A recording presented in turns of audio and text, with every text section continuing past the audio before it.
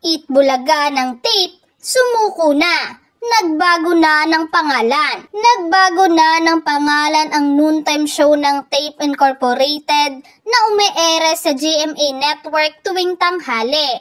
Ngayong Sabado, Enero 6, tahanang pinakamasaya na ang pangalan nila at hindi na nila pwedeng gamitin ang titulo at trademark na Itbulaga, pati na ang theme song nito. Makikita naman sa Facebook page ng Tape Incorporated na nagpalit na sila ng cover photo. It feels like day one at maraming salamat sa pagbisita sa tahanang pinakamasaya. Tuloy-tuloy lang ang tulog, saya at sorpresa, ayon sa Tape.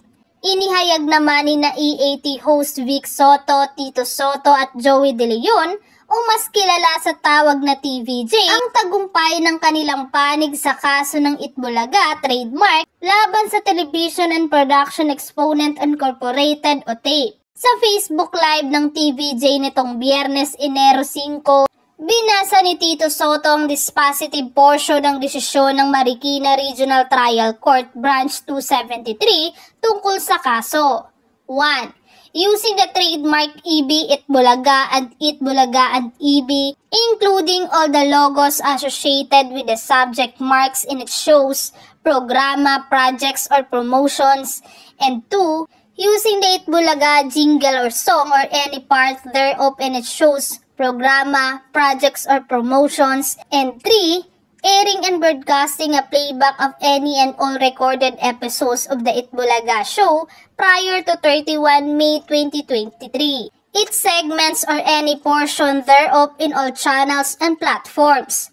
Moreover, marami pa po. Meron pa pong damages na binabanggit at lahat po ay in favor sa atin. Pati po ang sinasabi sa atin na pursuant to Sections 151.2 and 161 of RAA 293, the Intellectual Property Office of the Philippines, through its proper unit head officer, is hereby directed to cause the cancellation of the following trademark registrations in the name of Televisions and Production Exponents Incorporated from its records database and or registry to it. Yun po yung pinakalaman ng dispositive portion mahabang paglalahad ni Tito Soto. Sa madaling salita, nanalo po tayo.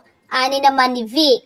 Ayon naman sa abogado at tagapagsalita ng TAPE, na si Maggie Abraham Garduque, initial reaction among others, we were surprised that the court ruled on trademark ownership, trademark infringement and cancellation of trademark when the case pending in court in copyright infringement. Worse, these cases for trademark ownership and cancellation of trademark were pending on appeal before the IPO Intellectual Property Office of the Philippines. We will definitely file an appeal to this decision, dagdag pa niya.